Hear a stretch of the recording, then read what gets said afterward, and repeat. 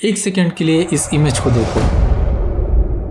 First look में ऐसा लगता है कि ये बस स्टार से भरा हुआ स्काई है, बट इंटरेस्टिंग बात ये है कि majority of the object actually में स्टार्स है ही नहीं, ये इंटायर गैलेक्सी है। एक गैलेक्सी के अंदर मिलियंस और ऑफन बिलियंस ऑफ स्टार्स हो सकते हैं। मतलब इस एक इमेज में हम सिर्फ डिफरेंट ऑब्जेक्ट्स नहीं देख रहे, हम यूनिवर्स की हिस्ट्री भी देख रहे हैं। ये इमेज जेम्स वेब टेलीस्कोप की फर्स्ट डी फील्ड इमेज है।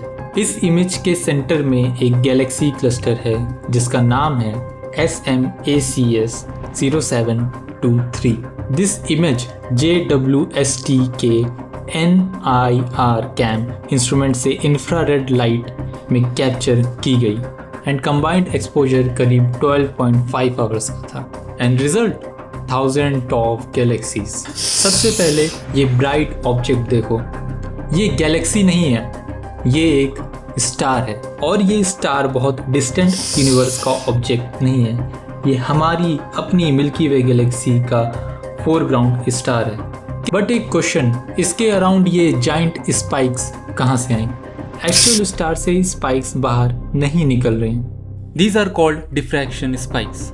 JWST के सेगमेंटेड मिरर और टेलीस्कोप के स्ट्रक्चर की वजह से ये स्पाइक्स क्रिएट होती हैं। अब इन ऑब्जेक्ट्स को देखो, कोई ओवल, कोई ऑलमोस्ट सर्कुलर, कोई स्ट्रेस्ड है, कोई ऑरेंज रेड है। ये मोस्टली गैलेक्सीज हैं। इमेजिन करो, हमारी मिल्की वे गैलेक्सी में ही hundreds of billions of stars हैं एंड यहाँ हर टाइनी ब्लॉब पोटेंशियली एक कंप्लीटली डिफरेंट गैलेक्सी है। और सबसे क्रेजी पार्ट, जो एरिया एनालाइज किया है इस इमेज में, वो जस्ट ग्रेन ऑफ सैंड जितना छोटा है।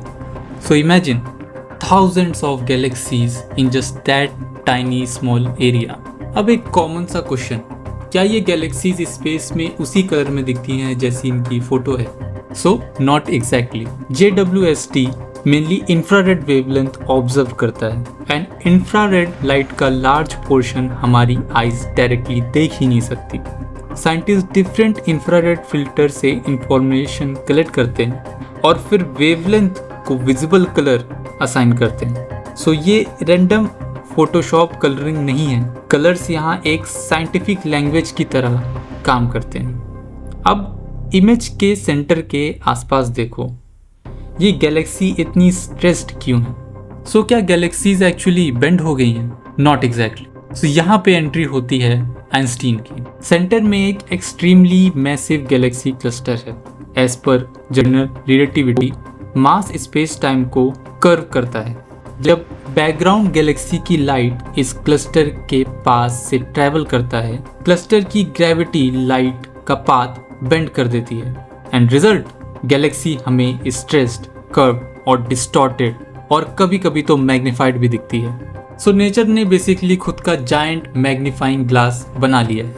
तो ग्रेविटेशनल लेंसिंग का आखिर बेनिफिट क्या है? इमेजिन करो एक गैलेक्सी एक्सट्रीमली फार अवे है, उसकी light billions of years travel करती है, बीच में ये मैसिव क्लस्टर आता है, लाइट बेंड होती है एंड फाइनली JWST तक पहुंचती है।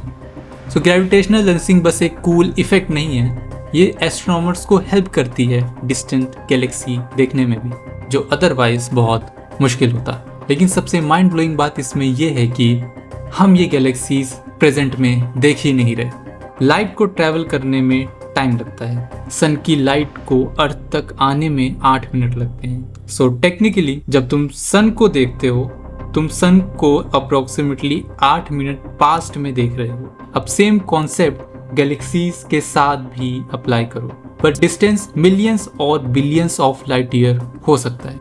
SMACS 0723 क्लस्टर खुद हमें अराउंड 4.6 बिलियन ईयर्स पुराना दिख रहा है और क्लस्टर के पीछे जो और डिस्टेंस गैलेक्सीज हैं वो हमें यूनिवर्स के और भी पुराने वर्जन्स दिखा रहा है। Think this, earth 4.5 billion years old है, बट लाइट जो एस्ट्रोनॉमर्स ऑब्जर्व करते हैं अर्थ एग्जिस्ट करने से करीब बिलियंस ऑफ ईयर्स पहले से ही वो अपनी जर्नी स्टार्ट कर चुके थे।